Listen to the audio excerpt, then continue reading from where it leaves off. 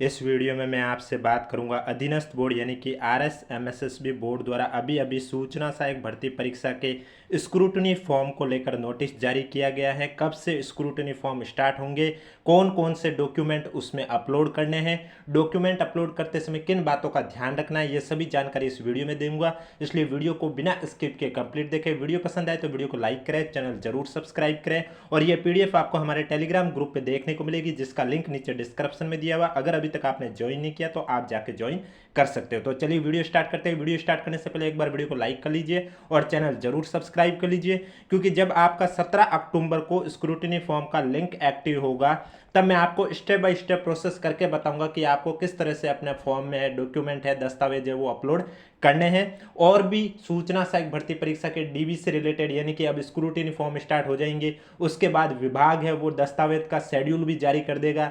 तो विभाग कब शेड्यूल जारी करेगा, कितने चरणों में करेगा, 1.5 गुना कैंडिडेट को कितने चरणों में वो कंप्लीट करेगा, ये अपडेट जैसे ही आएगी आपको इस यूट्यूब चैनल के माध्यम से बता दी जाएगी। मैंने पहले भी आपको कहा था कि सूचना सहायक भर्ती परीक्षा से रिलेटेड छोटी से छोटी हो या बड़ी से बड़ी कोई भी अपडेट आए, चाहे वो बोर्ड की ओर से आए या फिर विभाग की ओर से आए या फिर कोर्ट के फैसले से लेकर आए, आपको इस यूट्यूब चैनल पर मिलती रहेगी। इसलिए चैनल जरूर सब्सक्राइब करें, नोटिफिकेशन भी ऑन रखिए, ताकि जब भी मैं सूचना सहायक भर्ती परीक्षा से जुड़ी कोई भी अपडेट लेके आऊँ सबसे पहले आपके पास पहुंचे।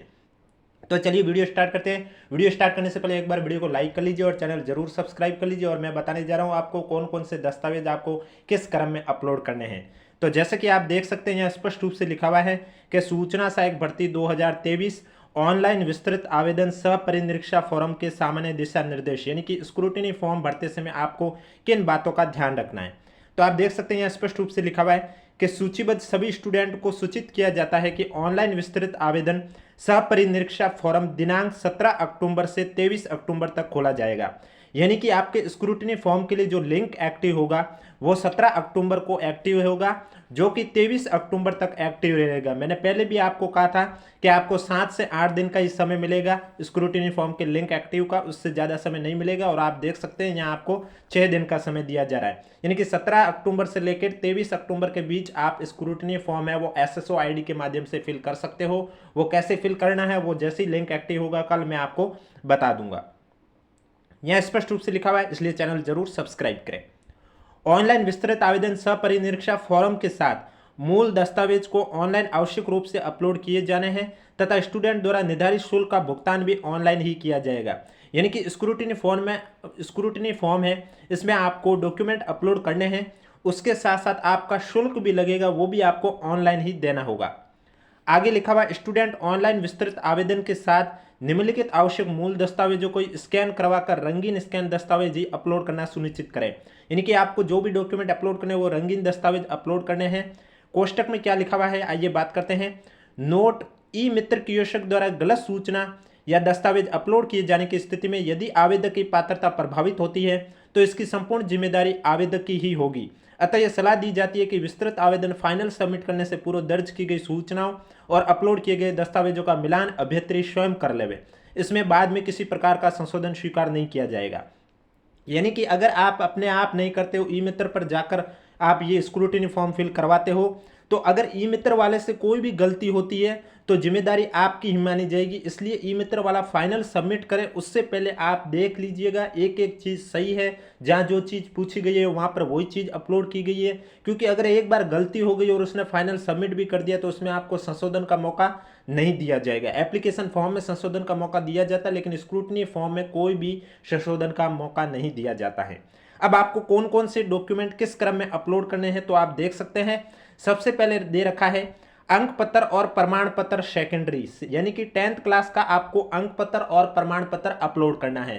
प्रमाण पत्र अपलोड करवाया जाता है डेट ऑफ बर्थ के लिए। किसी किसी के ये दोनों एक ही चीज होती है, यानी कि किसी किसी के पास अंक पत्र प्रमाण पत्र अलग नहीं होता, एक ही होता है, क्योंकि उनके अंक पत्र के ऊपर ही डेट ऑफ बर्थ लिखी होती है। इसके बाद आपको 12th क्लास का अंक पत्र और प्रमाण पत्र अपलोड करना है। इसके बाद आपको स्नातक यानी कि ग्रेजुएशन का अंक पत्र यानी कि सभी वर्षों की सेमेस्टर की अंक तालिका आपको क्रम से अपलोड की जानी आवश्यक है। यानी कि अगर आपके ग्रेजुएशन में 8 सेमेस्टर थे या फिर 4 सेमेस्टर थे या 6 सेमेस्टर, जितने भी सेमेस्टर हैं उन सब की अंक तालिका आपको क्रम से अपलोड करनी है। 1 2 3 4 इस क्रम में अपलोड करनी है, न कि आप ऊपर नीचे। आपको क्या करना होगा, क्रम से एक ही पीडीएफ में सभी को मर्ज करना होगा और उसके बाद आपको अपलोड करनी होगी। उसके बाद आपको ग्रेजुएशन का प्रमाण पत्र अपलोड करना होगा, और अगर आपने पोस्ट ग्रेजुएशन कर रखी है तो उसके बाद आपको अंक पत्र अपलोड करना होगा। और उसमें भी पोस्ट ग्रेजुएशन में भी आपको सेमेस्टर की अंक तालिका क्रम से अपलोड की जानी है, ऊपर नीचे करके अपलोड नहीं करनी है। इसके बाद आपको पोस्ट ग्रेजुएशन का प्रमाण पत्र अपलोड करना है। इसके बाद आपको कंप्यूटर योग्यता संबंधी जो भी आपके पास डिग्री, डिप्लोमा, प्रमाण पत्र है उसका अंक पत्र अपलोड करना होगा। जैसे कि यहाँ लिखा हुआ है कि मूल विज्ञप्ति की बिंदु संख्या 6 में अंकितानुसार सभी वर्षों सेमेस्टर की अंक तालिका क्रम से अपलोड की जानी आवश्यक है। यानी कि जो आपने विज्ञप्ति देखी होगी उसमें बिंदु संख्या 6 में कंप्यूटर से रिलेटेड कौन कौन सा प्रमाण पत्र मांगा गया, उनमें से जो भी आपके पास है उस प्रमाण पत्र के अंक पत्र आपको अपलोड करनी है। अगर किसी के पास सेमेस्टर वाइज है तो उन सेमेस्टर के भी उनको क्रम से अपलोड करना होगा। इसके बाद उनको कंप्यूटर योग्यता का प्रमाण पत्र अपलोड करना होगा, कंप्यूटर संबंधी जो भी आपके पास प्रमाण पत्र हो या डिग्री हो, डिप्लोमा, जो भी। इसके बाद 9 नंबर पॉइंट पर आपको मूल निवास प्रमाण पत्र नॉन टीएसपी के लिए और टीएसपी के लिए विशेष मूल निवास प्रमाण पत्र जो कि एक ही बार बनाया जाता है, वो मूल निवास प्रमाण पत्र आपको अपलोड करना होता है। इसके बाद आपको जाति प्रमाण पत्र अपलोड करना होगा। जिनकी ईडब्ल्यूएस कैटेगरी है, एससी कैटेगरी है, एसटी कैटेगरी है, ओबीसी कैटेगरी है, एमबीसी कैटेगरी है, उनके लिए जो जाति प्रमाण पत्र वो उन्हें अपलोड करना है, तभी आपको जाति विशेष कैटेगरी का फायदा मिलेगा। इसके बाद आपको अन्य प्रमाण पत्र में, जैसे कि इसके बाद किसी के पास उत्कृष्ट खिलाड़ी का प्रमाण पत्र होता है, किसी के पास दिव्यांगता का प्रमाण पत्र होता है, किसी के पास परित्यक्ता का प्रमाण पत्र होता है, या संतान संबंधी शपथ पत्र, या फिर भूतपूर्व सैनिक हेतु प्रमाण पत्र, या राजकीय कर्मचारी का, या फिर चरित्र प्रमाण पत्र, जो भी वो आपको उसके बाद अपलोड करने। चरित्र प्रमाण पत्र 2 राजपत्रित अधिकारियों से सत्यापित होने चाहिए। इसके बाद आपको शपथ पत्र का जाति प्रमाण के संबंध में जो भी, यानी कि अगर आपका, जैसे कि अगर आप ओबीसी कैटेगरी से हो और आपका जाति प्रमाण पत्र 1 साल से ज़्यादा पहले का बना हुआ है तो आप मैक्सिमम 3 साल तक का अंदर आप शपथ पत्र के माध्यम से काम चलवा सकते हैं। तो उसमें आप शपथ पत्र के माध्यम से काम चलवा सकते हैं, तब आपको वहाँ पर शपथ पत्र अपलोड करना होगा। उसके बाद आपको हस्तलिपि अपलोड करना है और हस्तलिपि का प्रारूप बोर्ड की वेबसाइट पर कैंडिडेट कॉर्नर में उपलब्ध प्रारूप के अनुसार ही करना है। ये सभी जो हस्तलिपि शपथ पत्र के प्रारूप है हमारे टेलीग्राम ग्रुप पर मैं ऑलरेडी अपलोड कर चुका हूं। अगर अभी तक आपने नहीं देखा है तो लिंक नीचे डिस्क्रिप्शन में दिया हुआ, आप जाके देख सकते हो। और इस पीडीएफ की भी, ये पीडीएफ भी आपको हमारे टेलीग्राम ग्रुप पे देखने को मिलेगी, जिसका लिंक नीचे डिस्क्रिप्शन में दिया हुआ है। वीडियो पसंद आ रहा है तो वीडियो को लाइक करें, चैनल जरूर सब्सक्राइब करें, क्योंकि सूचना सहायक भर्ती परीक्षा से जुड़ी छोटी से छोटी या बड़ी से बड़ी कोई भी अपडेट होगी सबसे पहले आपको इसी यूट्यूब चैनल पर देखने को मिलेगी।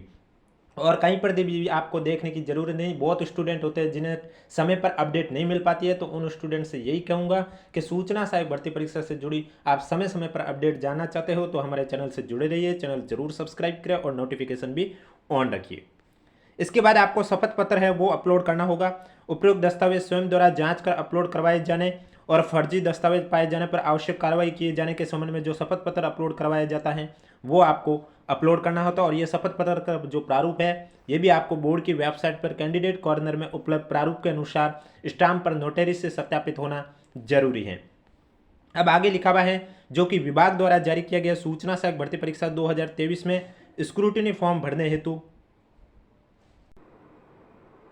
ध्यान देने योग्य विशेष बिंदु, जिसमें पॉइंट नंबर 1 में लिखा हुआ है कि विस्तृत आवेदन भरने से पूर्व बोर्ड की वेबसाइट पर अंतिम चयन हेतु विस्तृत आवेदन सह परिनिरीक्षा प्रपत्र भरने हेतु आवेदकों के लिए आवश्यक निर्देश और सूचना सहायक भर्ती परीक्षा 2023 के लिए दिनांक 16 जनवरी 2023 को जारी विज्ञापन संख्या का ध्यानपूर्वक अध्ययन कर ले। यानी कि स्क्रूटिनी फॉर्म फिल करने से पहले एक बार आप जो एडवर्टाइजमेंट है सूचना सहायक भर्ती परीक्षा का, उसमें आपके दस्तावेज से रिलेटेड सभी जानकारी दे रखी है, तो उसका एक बार आप ध्यानपूर्वक अध्ययन कर लेवे। 2 नंबर पॉइंट में लिखा हुआ है कि दस्तावेज सत्यापन हेतु अभ्यर्थी द्वारा सब प्रमाणित शपथ पत्र दिया जाएगा कि ऑनलाइन अपलोड किए गए समस्त दस्तावेज उनकी जानकारी में सही है और कूट रचित नहीं है। सभी दस्तावेज ऑनलाइन उपलब्ध चेकलिस्ट क्रम में ही अपलोड करें। कूट रचित दस्तावेजों के प्रकरण में संबंधित विभाग द्वारा अभ्यर्थी के विरुद्ध एफआईआर दर्ज कराई जाएगी। यानी कि लास्ट में मैंने आपको अभी एक शपथ पत्र बताया था जिसमें सब प्रमाणित शपथ पत्र, उसमें ये लिखा होता है कि ऑनलाइन अपलोड किए गए सभी दस्तावेज सही हैं, फर्जी नहीं है, और सभी दस्तावेज हैं वो चेकलिस्ट क्रम में ही अपलोड किए गए। अगर कोई दस्तावेज फर्जी पाया जाता है तो आपके विरुद्ध एफआईआर भी हो सकती है। आगे लिखा हुआ नेक्स्ट पॉइंट पर, दस्तावेज सत्यापन के समय हस्तलिपि की जांच हेतु हिंदी और अंग्रेजी भाषा में अभिनेत्री द्वारा स्वहस्तलिखित पैराग्राफ अपलोड करें। विस्तृत आवेदन में अपलोड किए जाने वाली फोटो और आवेदन में अपलोड की गई फोटो समान होनी चाहिए। हस्ताक्षर आवेदन में किए गए हस्ताक्षर के समान होनी चाहिए। यानी कि दस्तावेज सत्यापन में एक हस्तलिपि में आपको हिंदी और अंग्रेजी भाषा में आपको स्वयं के द्वारा पैराग्राफ अपलोड करना होगा, जिसमें आपका सिग्नेचर भी होना चाहिए और वो सिग्नेचर वही होना चाहिए जो आपने ऑनलाइन आवेदन फॉर्म फिल करते समय किया था, वो समान होना चाहिए दोनों सिग्नेचर। और फोटो भी डालनी होगी, तो अपलोड की जाने वाली जो फोटो है वो भी आवेदन में अपलोड की गई फोटो है उसके समान होनी चाहिए, ये भी आपको ध्यान रखना। अब जो पीडीएफ है वो किस फॉर्मेट में आपको अपलोड करनी है, यानी कि उनकी साइज कितनी रखनी है तभी आपकी अपलोड होगी, इसको लेकर लिखा हुआ है कि एक पीडीएफ में एक ही प्रकार का दस्तावेज क्रम में स्कैन करें। जैसे कि आप अंक तालिका अपलोड करते हो तो उन्हें सेमेस्टर वाइज की क्रम में अपलोड एक ही दस्तावेज में कंप्रेस करके उसके बाद आपको स्क्रूटनी फॉर्म में जहाँ पर अंक तालिका पूछी गई है वहाँ पर वो डॉक्यूमेंट अपलोड करना है। क्योंकि जहाँ अंक तालिका पूछी गई वहाँ आपको एक ही ऑप्शन दिखाई देगा अपलोड का, वहाँ पर सेमेस्टर वाइज के लिए अलग अलग कॉलम नहीं होंगे, वहाँ सिर्फ एक ही कॉलम होगा, उसमें एक ही पीडीएफ अपलोड होगी। इसके लिए आपको सभी सेमेस्टर की पहले एक साथ मर्ज करके पीडीएफ में बनानी है, उसके बाद उसे अपलोड करना है। आगे लिखा हुआ अलग अलग प्रकार के दस्तावेज निर्धारित स्थान पर ही अपलोड करें। गलत विकल्प में गलत दस्तावेज अपलोड करने पर आवेदन निरस्त किया जा सकेगा। यानी कि जहाँ जो चीज़ पूछी गई है वहाँ पर वही चीज़ अपलोड करिए, नहीं तो आपका आवेदन निरस्त हो जाएगा। यानी कि जहाँ पूछा जा रहा है 10th का सर्टिफिकेट अपलोड कीजिए, वहाँ अगर आपने 12th का सर्टिफिकेट या फिर कास्ट सर्टिफिकेट अपलोड कर दिया तो आपका आवेदन निरस्त हो जाएगा। जहाँ पर जो चीज़ पूछी जाती है वहाँ पर उसके सामने वही चीज़ आपको अपलोड करनी है। स्टूडेंट समस्त दस्तावेज न्यूनतम 500 KB से अधिकतम 2 MB साइज में पीडीएफ अपलोड करें। यानी कि जो आपके पीडीएफ की साइज है वो 500 KB से ज़्यादा होनी चाहिए और 2 MB से कम होनी चाहिए। जो इसकी रेंज है वो 500 KB से लेकर 2 MB के बीच में होनी चाहिए। अगर 500 KB से कम हुई तो आपकी अपलोड नहीं होगी और 2 MB से ज़्यादा हुई तो भी आपकी अपलोड नहीं होगी। यानी कि 500 KB से ज़्यादा होनी चाहिए और 2 MB से कम होनी चाहिए। और जो पीडीएफ है उसमें कोई कंप्यूटर स्क्रीन से रंगीन स्कैन कर पीडीएफ अपलोड करें।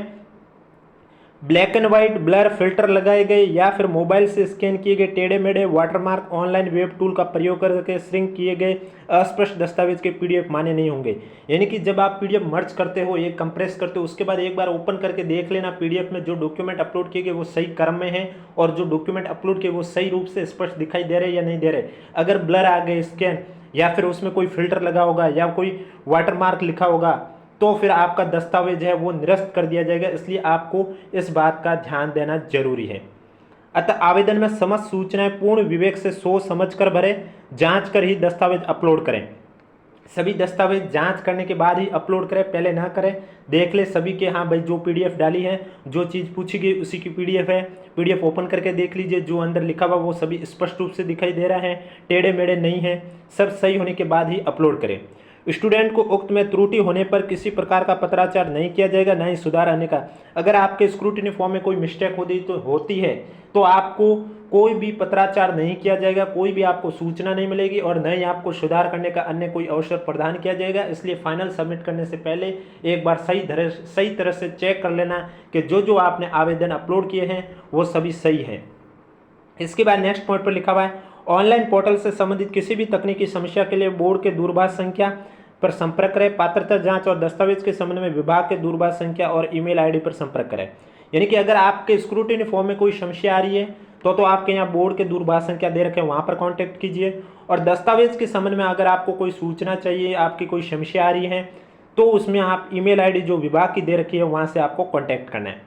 समस्त स्टूडेंट को निर्देशित किया जाता है कि आवेदन पत्र में भरे गए मोबाइल, ईमेल और बोर्ड की वेबसाइट पर और सूचना प्रौद्योगिकी और संचार विभाग की वेबसाइट का नियमित अवलोकन करते रहें और समय समय पर जारी दिशा निर्देशों का पालन करें। यानी कि फॉर्म में जो आपने मोबाइल नंबर और ईमेल आईडी दी है वो समय समय पर चेक कर लीजिए, चेक करते रहिए, क्योंकि आपको वहाँ पर भी कोई भी अपडेट आ सकती है। इसके अलावा बोर्ड की वेबसाइट हुई है और विभाग की वेबसाइट, बोर्ड की वेबसाइट और विभाग की वेबसाइट पर तो आप टेंशन ना लें, क्योंकि वहां से कोई भी अपडेट आएगी आपको इस यूट्यूब चैनल के माध्यम से बता दिया जाएगा। इसलिए चैनल जरूर सब्सक्राइब करें और नोटिफिकेशन भी ऑन रखें। उक्त प्रक्रिया में किसी भी अभ्यर्थी द्वारा गलत सूचना दस्तावेज प्रस्तुत किए जाने पर पात्रता पर विचार नहीं किया जाएगा। अगर आपका कोई भी डॉक्यूमेंट गलत अपलोड किया गया है तो उस पर आपकी फिर आगे विचार नहीं किया जाएगा डॉक्यूमेंट चेक करने का। बोर्ड द्वारा जारी निर्देशों की पालना के अभाव में यदि किसी अभ्यर्थी की पात्रता प्रभावित होती है तो उसकी समस्त जिम्मेदारी अभ्यर्थी की होगी।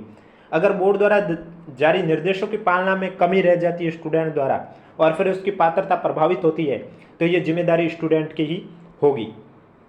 समस्त स्टूडेंट को यह भी निर्देशित किया जाता है कि दस्तावेज सत्यापन हेतु संबंधित विभाग द्वारा तिथि घोषित किए जाने की सूचना प्राप्त किए जाने हेतु सूचना प्रौद्योगिकी और संचार विभाग की वेबसाइट का निरंतर अवलोकन करें। यानी कि अभी तक तो आपके स्क्रूटनी फॉर्म के लिए आया है कि ये इस तारीख से इस तारीख तक अपलोड किए जाएंगे।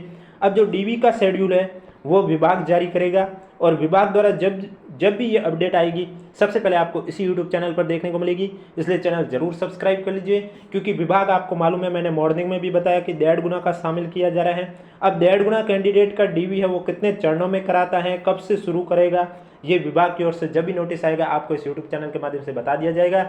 इसलिए चैनल जरूर सब्सक्राइब करें, नोटिफिकेशन भी ऑन रखिए, ताकि जब भी मैं सूचना सहायक भर्ती परीक्षा से रिलेटेड कोई भी अपडेट लाऊं, चाहे वो कोर्ट की ओर से कोई अपडेट हो, बोर्ड की ओर से अपडेट हो या विभाग की ओर से अपडेट हो, सबसे पहले आपको इसी यूट्यूब चैनल पर देखने को मिलेगा।